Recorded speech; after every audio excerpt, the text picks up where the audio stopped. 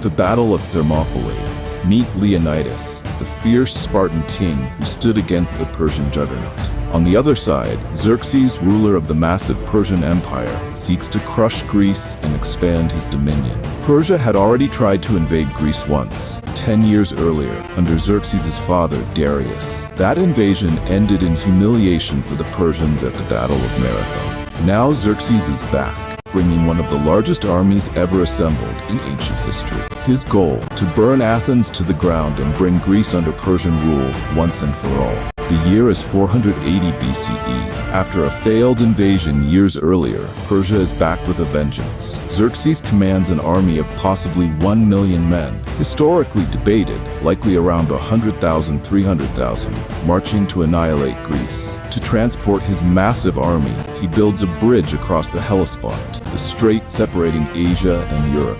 He even orders a canal to be dug through Mount Athos to avoid the naval disasters that doomed his father's invasion. The scale of this invasion is unprecedented. The Greek city-states, outnumbered and divided, face certain doom unless someone steps up. Enter Leonidas, a warrior king who refuses to bow. Sparta's warrior society. Unlike other Greek city-states, which were often divided by politics, Sparta was a pure warrior society. From birth, Spartans were trained for war.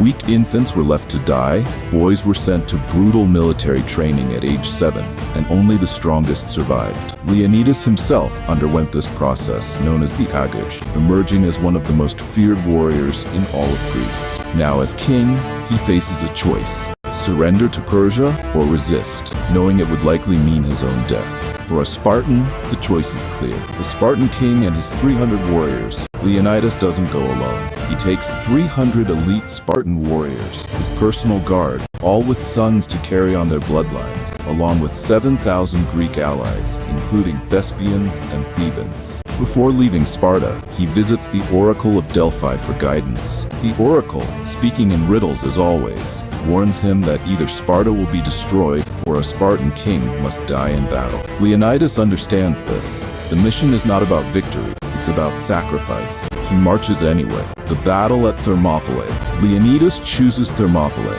a narrow pass between the mountains and the sea, as the battlefield. Here, the massive Persian army would be bottlenecked, forced to fight in small numbers instead of overwhelming the Greeks all at once. The pass is barely wide enough for a few men to stand shoulder to shoulder, making it the perfect location for a small force to hold. Xerxes arrives and immediately sends an envoy to demand surrender. He promises the Spartans riches and power if they submit. Leonidas' response is simple: Molave, come and take them. It is a statement of defiance that echoes throughout history. The Spartans will not kneel. The first Persian assault. The first attack begins. Xerxes, believing the battle will be an easy victory, sends in his Medes, one of the elite Persian units. The Greeks form a tight phalanx, shields locked together, spears thrusting forward. The Medes crash into them, wave after wave, but they cannot break through. The Spartans fight in perfect synchronization, using the terrain to their advantage. Hours pass and the Persian dead pile up.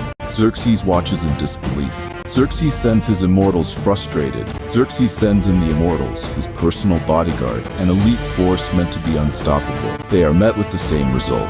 The Spartans do not move. Using a feigned retreat tactic, they lure the immortals into breaking formation, then slaughter them. The Persian elite are wiped out, and morale begins to sink. For 2 full days, the Greeks hold the pass, suffering minimal casualties while cutting down thousands of Persians. The betrayal Xerxes grows impatient. He cannot afford to let this small Greek force delay his invasion much longer. Just as frustration mounts, salvation comes in the form of a traitor. A Greek named Ephialtes, eager for Persian rewards, reveals a hidden mountain path that leads behind the Greek position.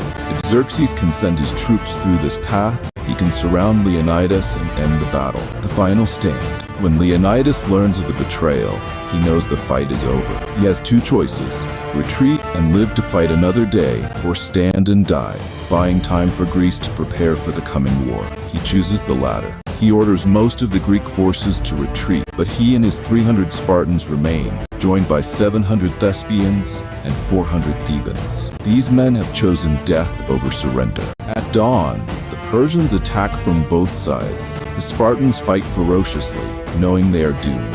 Their spears break, and they switch to swords. Their swords shatter, and they fight with their bare hands and teeth. Leonidas falls in battle, and his men fight desperately to recover his body. They are surrounded, exhausted, and covered in blood. The final Spartans form a last stand on a small hill, refusing to surrender even as Persian archers rain down arrows. By the end of the day, every last Spartan is dead. The aftermath. Xerxes has won the battle, but at a terrible cost. He has lost thousands of his best warriors and has been delayed long enough for the rest of Greece to rally. The sacrifice of the 300 is not in vain. News of their stand spreads across Greece, igniting a newfound sense of unity. The Athenians prepare for a naval battle, and months later, they crush the Persian navy at Salamis. Xerxes, humiliated, retreats to Persia, leaving a portion of his army behind. The following year, at the Battle of Plataea, a united Greek force, inspired by the courage of Leonidas, annihilates the remaining Persian army, ending the invasion. Though they lost the battle, their story becomes legendary. The Greeks rally, Persia is stopped, and Leonidas' stand becomes the ultimate symbol of courage. His sacrifice ensures that Greece remains free, setting the stage for the rise of Western civilization. The 300 Spartans go from warriors to legends, their sacrifice echoing through history as an eternal example of bravery. Their final stand is remembered not just as a battle, but as a defining moment in human history, a moment where a few men stood against many and proved that courage can defy even the greatest of odds.